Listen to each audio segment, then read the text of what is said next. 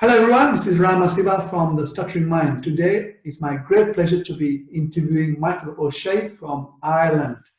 He has been on the Mcguire Programme and is here to share his journey. He's also the author of Why I Called My Sister Harry. It's a great name, better than Dreaming of Stuttering Freedom, but Micheal enjoyed my book as well. So Micheal, how are you? I'm very good, and you? I'm very good. So could you give us a short recap of what we discussed and when you met John Harrison, who said a few things which helped you become more free? Okay. First thing is I started stuttering when I was 4. Up to that point, I was a fluent speaker. And I got a severe beating in school, and I stopped speaking for 3 months, and from that point on, I stuttered. And at the age of 7, I got another severe beating from a teacher, and I knew from that point on I needed to be very careful speaking around adults, because the message I got was quite clear that if I stuttered in front of them, it would result in physical pain.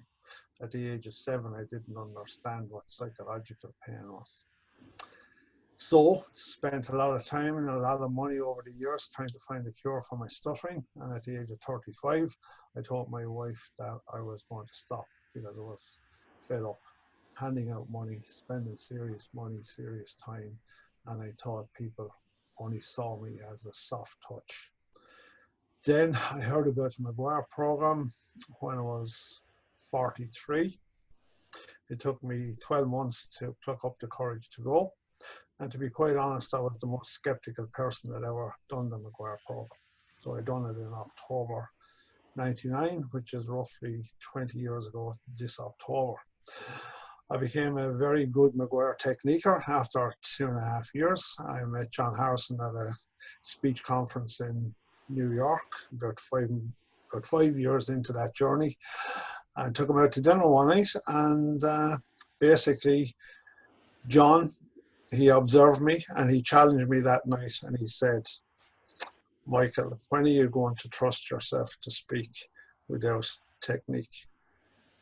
And for the following month, I took it on board. I didn't sleep for 3 nights thinking about what he said, and then I took it on board. And from that point on, I started to trust myself to speak without technique. And right now, where I am with my journey, I'm not fixed, I'm not cured, I'm not fluent, but I am cured of the mindset and mentality of a stutterer. I don't look at myself as a stutterer anymore. I don't feel like a stutterer, and I don't behave like a stutterer, even though I will have blips in my speech from time to time. So that's where I am.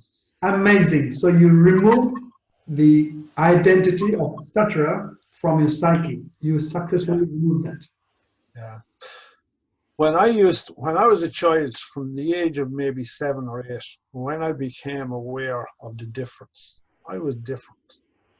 When I was taken out of school to go to speech therapy every Tuesday, that was a feeling of difference. Why wasn't the 15 other people in my class being taken out, given a half day every Tuesday to go to speech therapy? So that started the feeling of difference. And when I went to bed at night, I prayed to my God, please God, help me to control my stuttering tomorrow as best I can. And when I got up in the morning and put my 2 feet on the floor, remember I was only 7 or 8 years of age, it was the same mantra. So can you imagine the label I was weaving in my brain, in my subconscious? I had put a label on myself. I was a stutterer first and a person second. And it took me over 40 years to change that. Amazing. So let me ask you a question.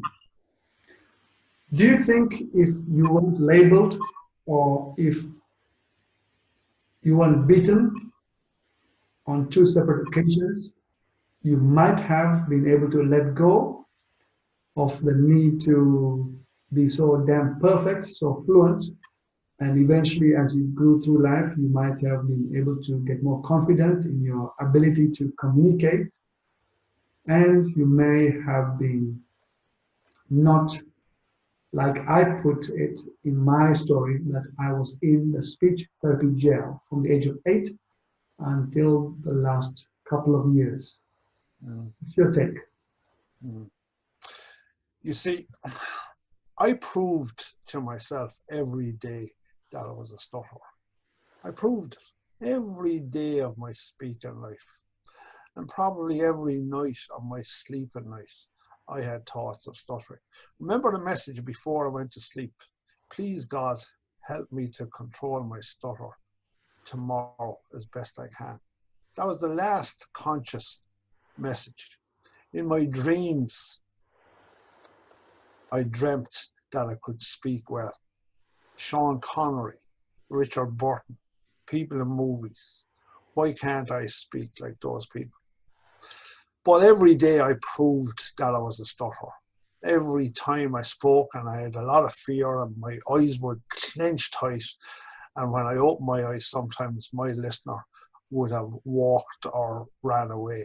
The message was quite clear. They rejected me because of the way I spoke.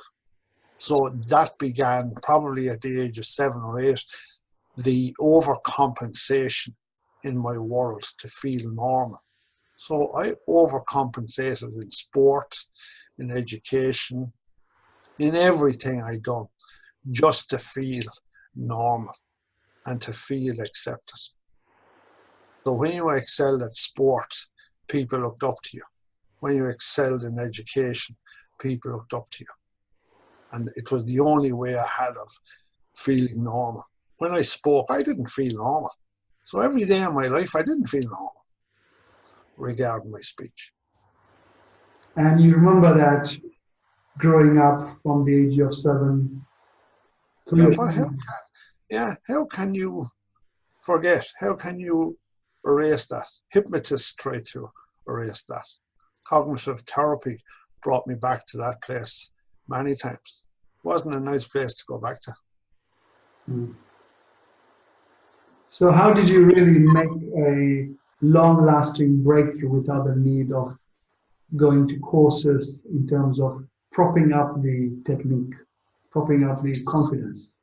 I became competent in all areas using Mcguire technique. For your listeners, my name would have been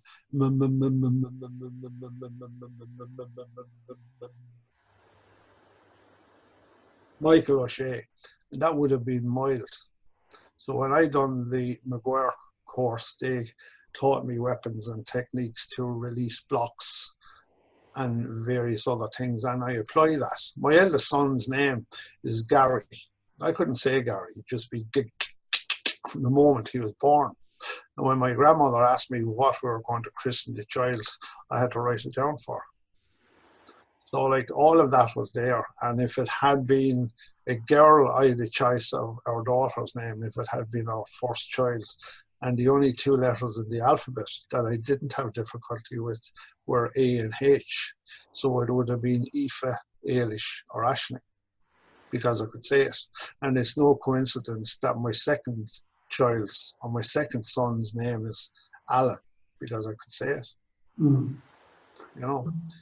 So it was about bringing it to the real world, bringing it until I reached a stage where I wasn't sensitive, where I was using a lot of voluntary stuttering, as I learned speech therapy, or deliberate disfluency, which is called on the Mcguire Programme, and bringing that to the real world to the point where I was comfortable to be uncomfortable, where I was comfortable to be uncomfortable.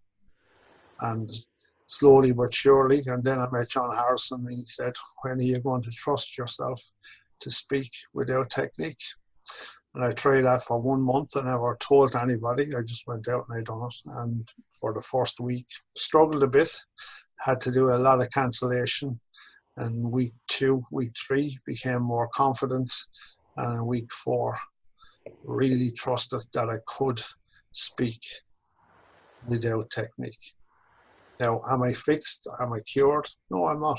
Sometimes I'll have a blip in my speech, but it doesn't have the same impact as it once had. And 98% of the time, my speech is fine. Same way as I'm speaking now. The other few percent I don't